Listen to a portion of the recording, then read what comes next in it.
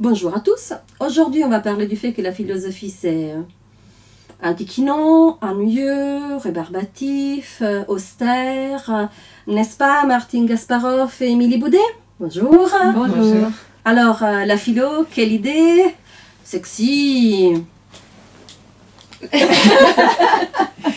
Ben justement, en fait, c'est tout le point de départ, c'est de déconstruire un peu cette idée un peu poussiéreuse que la philo, c'est forcément rébarbatif et réservé aux intellos. En fait, non, la philo, je pense qu'on en fait tous les jours. Et sans se dire qu'on fait de la philo, mais elle nous accompagne au quotidien. Et vous en savez quelque chose, puisque c'est un peu votre quotidien à vous, Martine? Oui, effectivement, j'enseigne la philosophie dans une école des métiers d'art et du design à des étudiants qui, pour certains, n'ont jamais fait de philosophie. Ils arrivent de bac professionnel et il s'agit de leur montrer, souvent ils me disent qu'ils sont nuls d'entrée de jeu alors que même qu'ils n'en ont jamais fait. Et il faut leur montrer qu'en fait, ils sont capables de réfléchir par eux-mêmes, puisque c'est ça la philosophie, c'est être capable de réfléchir, de se poser des questions, de remettre en question des préjugés et de le faire à partir d'expériences du quotidien. L'idée, c'est de permettre aux jeunes gens, et puis finalement par les BD à tout le monde, de réfléchir sur les grandes questions d'actualité, qui sont aussi des questions qui remontent à l'Antiquité, puisqu'on on fait parler des philosophes comme Platon, Socrate, Aristote. Pourquoi vous avez nommé la BD? Parce que nous sommes en train de parler des 7 collections. Voilà quelques exemplaires. Pas exhaustif parce qu'il y en a pour l'instant 6. Et c'est une collection où la philosophie se marie à la bande dessinée, d'où votre présence, Émilie. C'est un mariage assez nouveau. En fait, la bande dessinée, ça devient de plus en plus un médium qui n'est pas seulement destiné à des histoires. En fait, par la BD, on peut vulgariser plein de thématiques. Et la philo, justement, ce truc qui peut paraître pour certains un peu obscur, un peu lointain, par le biais de la bande dessinée, on l'ancre dans le quotidien avec des scènes, des exemples. On fait parler des personnages, on fait venir des auteurs du passé dans le présent. Et du coup, ça devient accessible. C'est pas que ça l'était pas, c'est juste qu'on le présente de façon à ce que ça devienne clair. Comment vous est venue cette idée, les filles, de ce mariage? Comment vous avez choisi de structurer votre bande dessinée?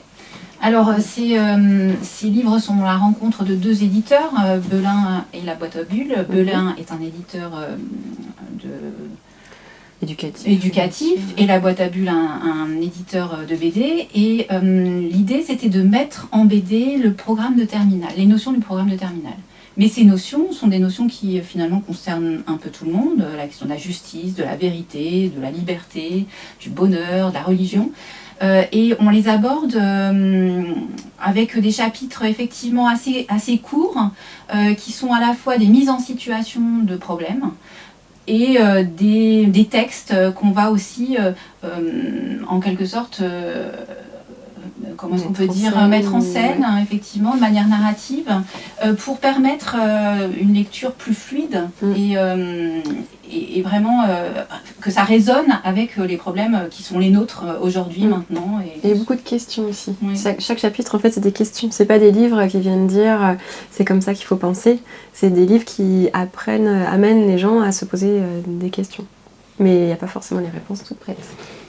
C'est pas par hasard qu'on parle de la boîte à bulles et des Belin. Il y a un parcours professionnel qui est derrière vous, derrière chacune de vous, qui vous a amené jusque-là. Martine, dans ton cas, c'était chez Gallimard. Oui, effectivement, j'ai écrit 2 livres pour Gallimard, un qui s'intitule À table, petite philosophie du repas, et l'autre Lire, à quoi bon. Et ce sont des livres qui, en fait, s'adressent à la jeunesse, collégiens, lycéens, et qui amènent à réfléchir à des grandes questions par le biais du repas, par exemple, pour l'un, et puis de la lecture pour l'autre. Et donc, ils sont aussi illustrés et accessibles. Et votre parcours chez la boîte à bulles? Moi, en fait, j'ai publié ma première BD qui était écrite par mon compagnon qui est scénariste chez La Boîte à Bulles. Et suite à ça, en fait, Vincent Henry m'avait proposé de participer à la première série un peu éducative qu'ils avaient fait avec Belin, qui était sur l'économie. Et en cours de travail sur l'économie, il nous a annoncé qu'il lançait une nouvelle série sur la philo. Et moi, ça m'a tout de suite enthousiasmée parce que j'ai eu un parcours littéraire à la base. Et nous voilà à travailler ensemble. La BD était Superman n'est pas juif. Oui, Superman n'est pas juif. Et moi, un peu. Oui. Vous pouvez me le résumer? En fait, c'est une autofiction. C'est l'histoire en fait, d'un petit garçon qui a un papa juif et une maman catho et qui se pose des questions sur sa religion et surtout pourquoi son dîner n'est pas comme celui de ses copains. Et quelque chose qui était une fierté chez lui. Parce que son père lui explique qu'en fait tous les grands hommes sont juifs et notamment Superman, donc lui était fan de Superman et puis le jour où il fait le lien entre sa différence physique et sa religion, ça devient une tare et on va suivre son évolution jusqu'à l'âge adulte où il va finalement trouver sa propre identité, qui il est, qui n'est pas forcément celle de son père ou celle de sa mère. On peut dire donc qu'en commun, vous avez le goût pour les pourquoi, les comment et les questions. Oui, et la transmission aussi, je pense. Oui. L'idée de transmettre.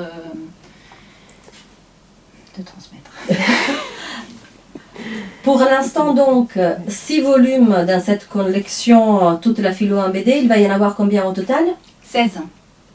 C'est le programme de terminale qui consiste en 17 notions, mais 2 vont être rapprochées. Voilà, la conscience et l'inconscient seront ensemble. On peut avoir un scoop sur les prochains sujets pour les lycéens qui nous suivent? Oui, on est en train de les écrire. On a déjà fait les couvertures, donc il s'agit de la religion et du bonheur. Et donc, merci, à bientôt avec les tomes des 7 à 16. Merci Martine et merci Émilie.